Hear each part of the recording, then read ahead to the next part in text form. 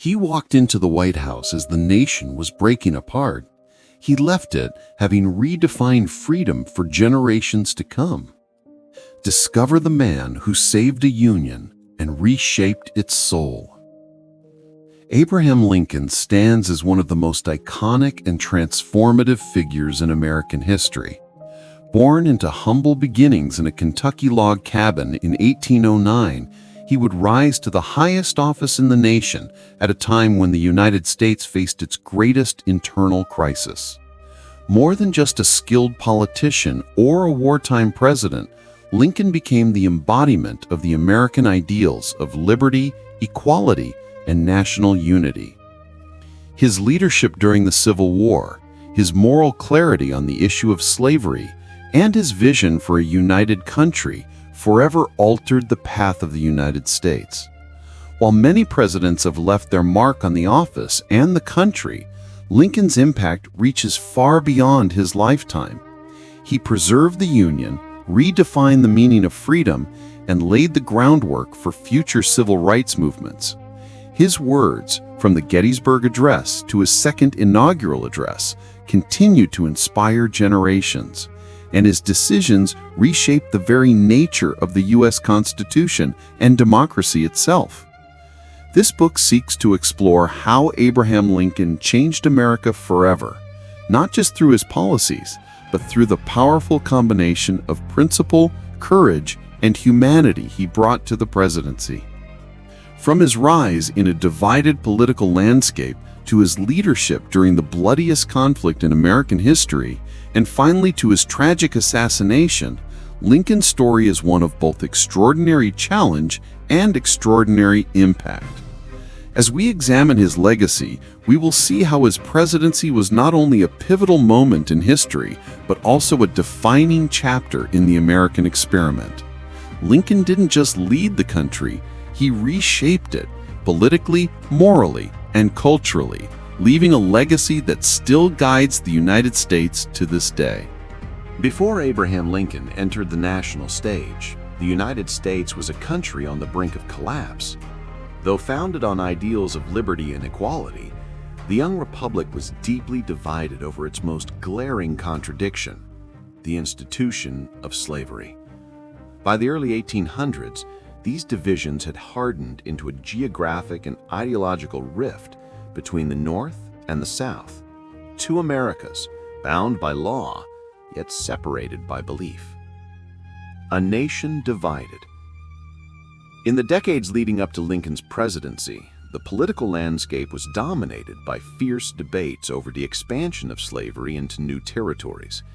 The Missouri Compromise, 1820, the Compromise of 1850, and the Kansas-Nebraska Act of 1854 were all temporary bandages on a wound that refused to heal. Each attempt to balance the interests of free and slave states only delayed the inevitable reckoning. The North, increasingly industrialized and urban, was moving toward a free labor economy, while the South remained agriculturally dependent on slave labor, particularly for cotton production.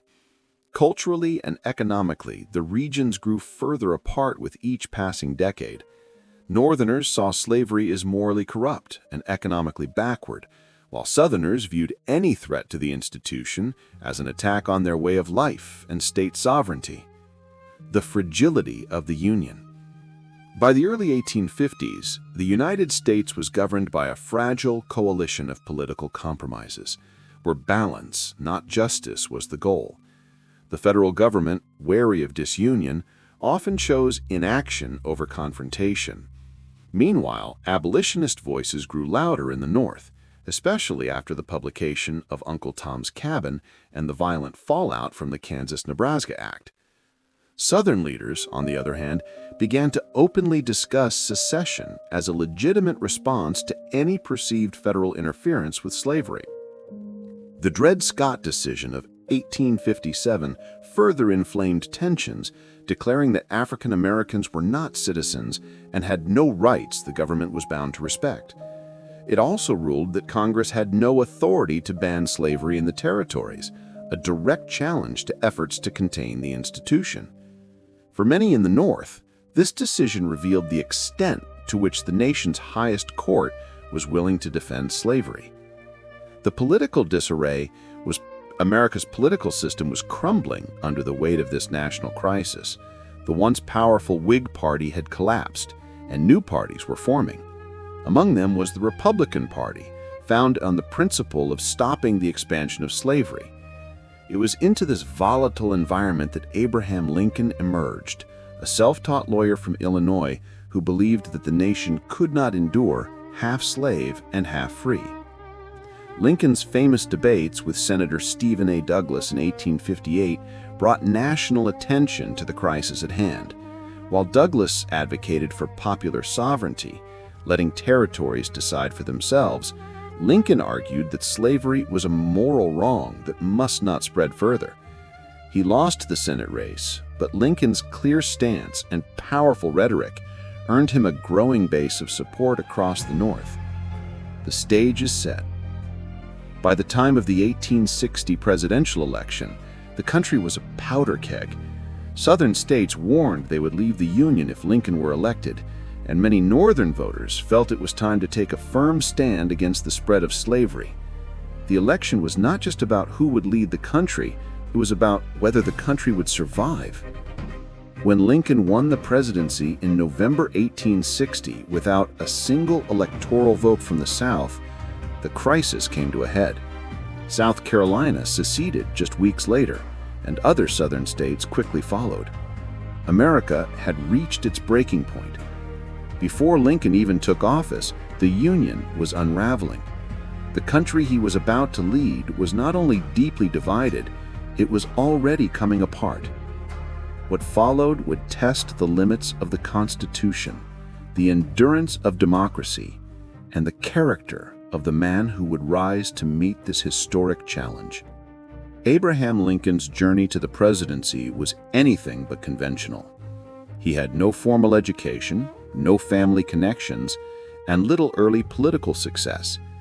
Yet through a combination of sharp intellect, moral conviction, and a deep understanding of the American spirit, he emerged as the leader of a fractured nation at its most critical moment. His rise to power was not just personal, it reflected a larger shift in American political life as the country sought new answers to old and dangerous questions. Humble beginnings. Born in 1809 in a one-room log cabin in Kentucky frontier, Lincoln's early life was defined by hardship and self-reliance. His mother died when he was 9, and he received less than a year of formal schooling. Still, he developed an insatiable appetite for learning, often reading by candlelight after long days of farm work. He taught himself grammar, mathematics, and eventually law. By the time he reached adulthood, he had worked as a rail splitter, store clerk, surveyor, and postmaster. These jobs not only connected him with ordinary Americans, but also shaped his belief in the dignity of labor, a theme that would reappear throughout his political career. A self-made lawyer and politician, Lincoln moved to Springfield, Illinois in 1837 and quickly built a successful law practice. Known for his plain-spoken logic, deep honesty, and courtroom skill, he became respected across the state. At the same time, he became increasingly involved in politics, serving 4 terms in the Illinois state legislature and 1 term in the U.S. House of Representatives. Initially a member of the Whig Party, Lincoln opposed the expansion of slavery but did not yet call for its abolition. He believed slavery was morally wrong, but hoped it could be ended gradually and peacefully. Like many moderates of his time, he sought to prevent its spread rather than provoke direct confrontation. Return to politics and the Kansas-Nebraska Act. Lincoln returned to national politics in 1854 after the passage of the Kansas-Nebraska Act, which allowed new territories to decide for themselves whether to allow slavery. This effectively overturned the Missouri Compromise and opened the door for slavery's expansion, something Lincoln found unacceptable. He joined the newly formed Republican Party, which was united by its opposition to slavery's spread. In speeches across Illinois, Lincoln warned that slavery was not just a Southern issue, it was a moral crisis threatening the future of democracy itself. "A house divided against itself cannot stand," he declared in 1858. That speech and his series of debates with Senator Stephen A. Douglas thrust Lincoln into the national spotlight. The Lincoln-Douglas debates. The Lincoln-Douglas debates were a turning point in American political history. Held during the 1858 Illinois Senate race, the debates showcased two vastly different visions for the country. Douglas championed popular sovereignty, letting each territory decide whether to allow slavery. Lincoln, on the other hand, argued that slavery was morally incompatible with the ideals of the Declaration of Independence.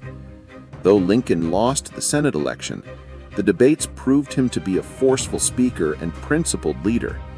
He gained a national following among Northerners who saw in him a man willing to challenge the status quo without descending into extremism. The 1860 election. A nation on edge. By 1860, the United States was coming apart at the seams. The Democratic Party had split between North and South, and fears of secession were widespread. Against this chaotic backdrop, the Republican Party nominated Abraham Lincoln as its presidential candidate. His platform promised to halt the spread of slavery while respecting states' rights where slavery already existed. His moderate but firm stance appealed to a broad coalition in the North. He was seen as someone who could hold the line without provoking war, although history would prove otherwise. On November 6, 1860, he won the presidency with just 40% of the popular vote, but a clear majority in the Electoral College. Not a single Southern state supported him. Lincoln's election sent shockwaves through the South. Just weeks after the results were announced, South Carolina voted to secede from the Union. 6 more states followed before Lincoln even took office. By the time he was inaugurated in March 1861, the country was already breaking apart, and war loomed on the horizon. Lincoln had risen to power not with wealth, fame, or political privilege, but with honesty, logic, vision, and a deep belief in the Union. He was about to face a challenge greater than any president before him, preserving the United States of America against forces determined to tear it apart. The Civil War and National Identity. When Abraham Lincoln took office on March 4, 1861, the United States was already fractured. 7 southern states had seceded from the Union, and more were poised to follow. Just weeks later, the first shots were fired at Fort Sumter in South Carolina, plunging the nation into a brutal and unprecedented civil war. The conflict that followed would not only determine the survival of the Union, it would redefine what it meant to be an American. Preserving the Union. At the outset, Lincoln's primary objective was clear: preserve the Union at all costs. He believed the United States was more than a collection of sovereign states. It was a single nation, bound together by shared ideals and a common constitution. Allowing the southern states to leave, he feared, would destroy the very idea of democratic self-government and set a dangerous precedent for disintegration.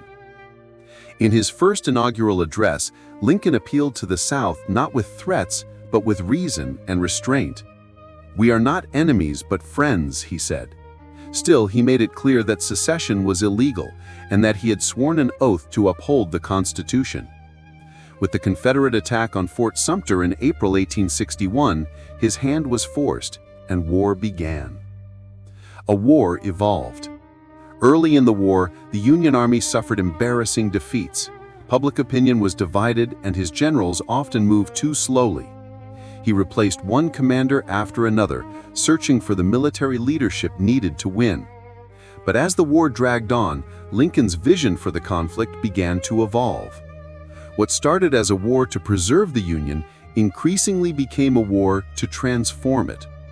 Lincoln came to see that the institution of slavery was not only the moral root of the conflict, but also its strategic center. As long as slavery existed, the South could use it to fuel its economy, maintain its war effort, and justify its rebellion. If the Union was to be preserved, slavery had to be ended.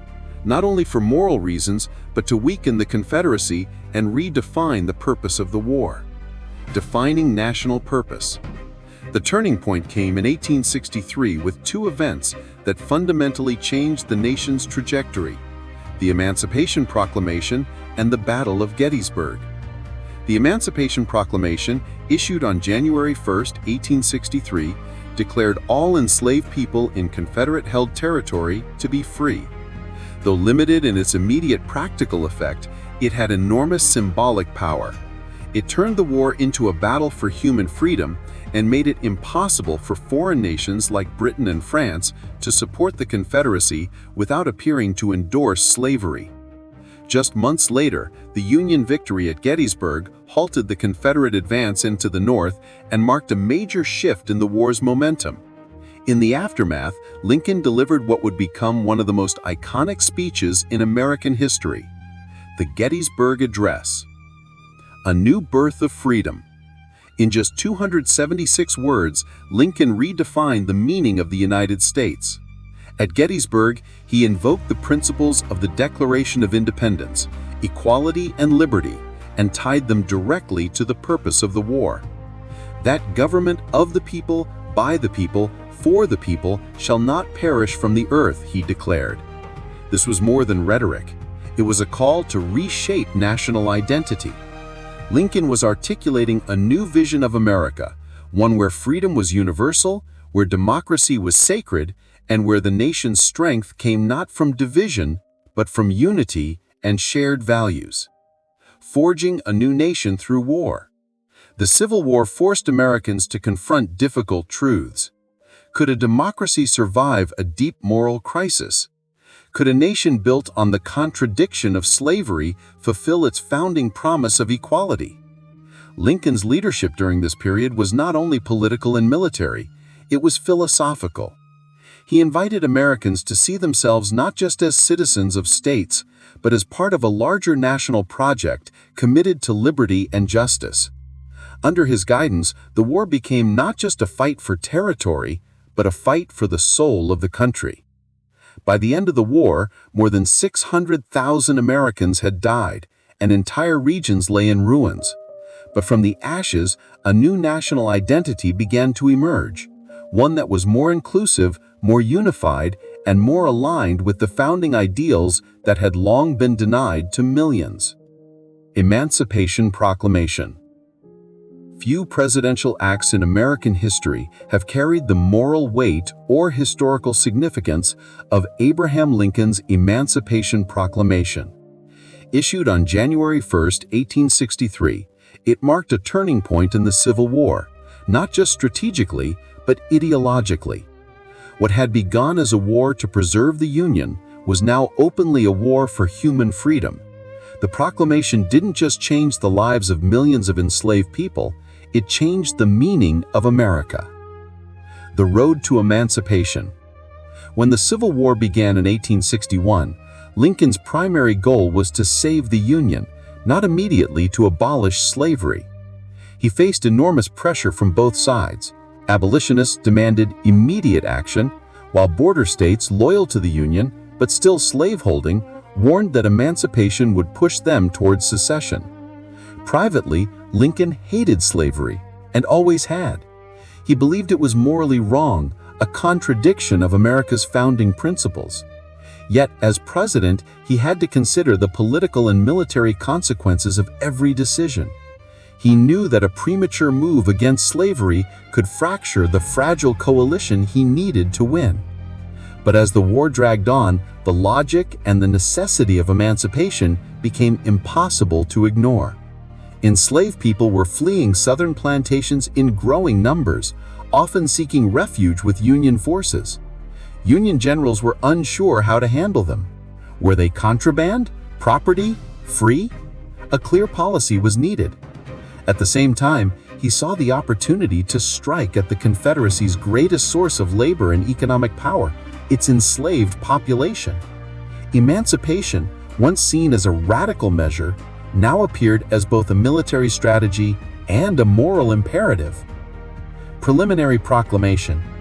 On September 22, 1862, Shortly after the Union's hard-fought victory at the Battle of Antietam, Lincoln issued the preliminary Emancipation Proclamation. It declared that if the rebelling states did not return to the Union by January 1, 1863, their slaves would be declared forever free. It was a bold move. He framed it as a wartime measure, using his constitutional authority as commander-in-chief.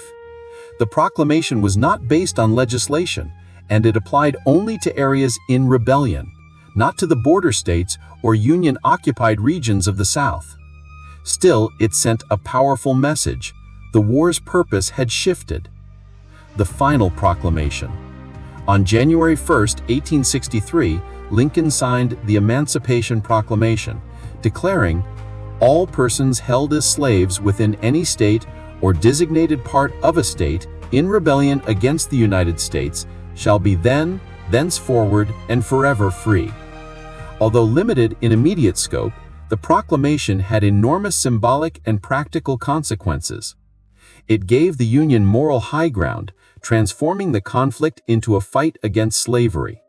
It prevented foreign nations, particularly Britain and France, from recognizing or supporting the Confederacy.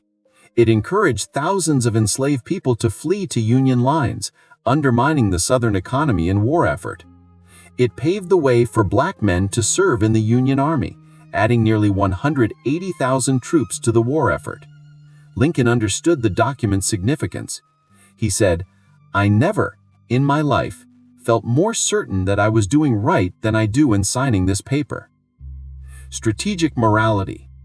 Lincoln was often criticized for waiting too long, for not freeing all slaves immediately, or for issuing a proclamation that didn't apply everywhere. But in hindsight, the Emancipation Proclamation was a masterstroke of leadership, balancing morality with strategy. He had waited until the Union had a significant military victory to avoid the appearance of desperation. He crafted the document carefully to preserve political support in the North and keep border states from defecting. And by casting emancipation as a military necessity, he made it nearly impossible for critics to argue against it without appearing disloyal. Changing the soul of the nation.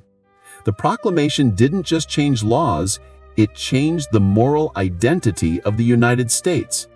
For the first time, the federal government formally declared freedom as a central national value. The Civil War was no longer just about preserving a political union, it was about fulfilling the promise of the Declaration of Independence. It also set the stage for the 13th Amendment, which would permanently abolish slavery in 1865, just months after Lincoln's death. Legacy of the Proclamation. Though it didn't free all enslaved people immediately, the Emancipation Proclamation fundamentally altered the trajectory of the war and the nation. It gave hope to millions, redefined what the United States stood for, and forced the country to confront the true cost of its founding contradictions. In doing so, Lincoln reshaped the very definition of freedom in America and committed the country, at last, to a path toward justice and equality. Redefining freedom and equality. Abraham Lincoln did more than preserve the Union, he redefined it. Through his speeches, policies, and leadership during the Civil War, Lincoln expanded the nation's understanding of freedom and equality in ways that Leadership in crisis. Abraham Lincoln assumed the presidency facing a crisis unlike any other in American history. Before he had even taken office, 7 southern states had seceded from the Union. By the time he gave his first inaugural address, the country was on the edge of civil war. What followed was a test of leadership that no American president had ever faced before or since. Lincoln's leadership during the Civil War was defined not just by the challenges he overcame, but by how he overcame them, with humility, determination, political skill, and an unwavering moral compass. His presidency became a masterclass in how to lead in the face of division, disaster, and doubt. A president under siege. Lincoln entered office with limited political experience. He had served just 1 term in Congress, and many in Washington considered him a backwoods lawyer from a remote state. His cabinet included political rivals, many of whom initially doubted his intelligence and leadership ability. But Lincoln quickly proved himself to be far more than a figurehead. As the war escalated, he showed an ability to listen, learn, adapt, and command, all while staying grounded in principle. His style was deliberate and measured. He often consulted opposing viewpoints before making decisions, yet he did not waver once he committed. The Cabinet of Rivals. One of Lincoln's most remarkable leadership choices was to surround himself with political opponents. His cabinet included men who had run against him for the presidency, such as William H. Seward, Secretary of State, Salmon Chase, Treasury, and Edward Bates, Attorney General. This so-called team of rivals could have led to chaos, but Lincoln used their ambition and disagreement to sharpen his own thinking. He listened carefully, encouraged debate, and frequently used humor and storytelling to ease tensions. Over time, even his strongest critics came to respect his intelligence, integrity, and quiet confidence. Crisis management in real time. No president had ever governed during a civil war. Lincoln had to build a wartime government on the fly, organizing armies, raising funds, and managing a deeply divided public. He often had to make difficult decisions that tested the limits of the Constitution. One of the most controversial was his suspension of habeas corpus, which allowed the government to detain individuals without trial if they were suspected of aiding the Confederacy.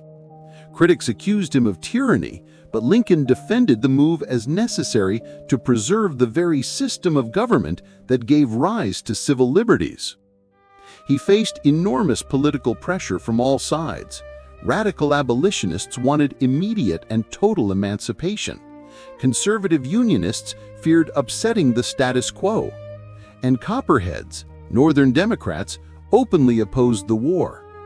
Yet Lincoln managed to hold the center, never moving too fast for public support to follow, yet always pushing the nation toward its higher purpose. The power of communication. One of Lincoln's greatest strengths was his ability to communicate clearly and meaningfully. His speeches and letters were often simple, yet deeply profound. Whether addressing a crowd, Congress, or a grieving mother, Lincoln used words to connect emotionally and intellectually with his audience. He did not rely on soaring oratory for its own sake. Instead, he grounded his rhetoric in logic, ethics, and empathy, making complex ideas accessible to ordinary people. His speeches, like the Gettysburg Address and his second inaugural, offered both a diagnosis of the nation's wounds and a vision for its healing. Lincoln's written and spoken words served not only as inspiration, but also as moral instruction, reminding Americans what they were fighting for, even as the war dragged on. Leadership by example. Even as he held the most powerful office in the land, Lincoln remained personally humble. He met with ordinary citizens, pardoned soldiers for desertion, and visited hospitals where wounded troops lay. His empathy was legendary and sincere. He mourned every loss as a personal tragedy, often retreating to his office in private grief after receiving casualty reports. Yet, he never allowed emotion to paralyze him. He balanced compassion with resolve, knowing that indecision or sentimentality could lead to more bloodshed. His strength was not in pretending to have all the answers, but in acknowledging the gravity of each decision and carrying it anyway. A leader transformed. Lincoln entered the White House as a cautious, pragmatic politician. By the time the war neared the end, he had evolved into a moral visionary and national unifier. He understood that winning the war militarily was not enough. The country needed healing, and healing required grace. In his second inaugural address, delivered just weeks before his assassination, Lincoln spoke not of revenge, but of reconciliation. He acknowledged the guilt of both North and South for the sin of slavery and called for malice to none, with charity for all. These were the words not of a victor claiming credit, but of a leader seeking peace through justice, a rare and enduring greatness. Conclusion: leadership in the hardest hour. Abraham Lincoln's presidency remains a model of crisis leadership. He showed that true strength lies not in domination, but in humility, that a leader must sometimes act boldly, but never recklessly, and that even in the darkest hours, it is possible to hold fast to both principle and hope. He led not just by command, but by character, and in doing so, changed what Americans expect from their leaders forever. Assassination and legacy. On the evening of April 14, 1865, just days after the Civil War had effectively ended, Abraham Lincoln was shot while attending a play at Ford's Theater in Washington, D.C. He died the following morning, plunging a weary and fractured nation into mourning. The man who had preserved the Union, freed a people, and guided the country through its greatest moral crisis was gone, struck down at the very moment of triumph. Lincoln's assassination was not just a national tragedy, it marked a profound turning point in American history. His death left behind a legacy that was both powerful and incomplete. In many ways, it ensured his martyrdom, sealing his image as one of the greatest leaders the world has ever known. The assassin's motive. Lincoln's assassin, John Wilkes Booth, was a well-known stage actor and a Confederate sympathizer. Furious over the South's defeat and Lincoln's policies, Booth believed that killing the president would avenge the Confederacy and inspire a Southern uprising. Instead, it only deepened the North's resolve and made Lincoln a symbol of justice and unity. Booth had planned a coordinated attack on top Union leaders, including Vice President Andrew Johnson and Secretary of State William H. Seward. While Seward was severely wounded and Johnson's attacker lost his nerve, only Lincoln was killed. The act shocked the nation. Americans who had once opposed him mourned his passing. Crowds lined the railways as Lincoln's funeral train made its slow journey back to Springfield, Illinois. His death turned public memory from controversy to reverence and forever linked his name with the cause of freedom. A martyr for the Union. Lincoln's death elevated him from a deeply polarizing political figure to a national martyr. While he had faced harsh criticism throughout his presidency from abolitionists, conservatives, and war-buried citizens, his assassination gave Americans a new lens through which to view his leadership. He was no longer just the president who had presided over war. He became the man who had given his life to reunite the country and end slavery. Churches across the North rang their bells. Newspapers printed elegies and tributes.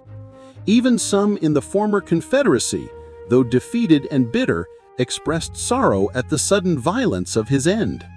In death, Lincoln became a symbol of reconciliation and hope, a figure who transcended politics to embody the promise of a nation still struggling to realize its ideals.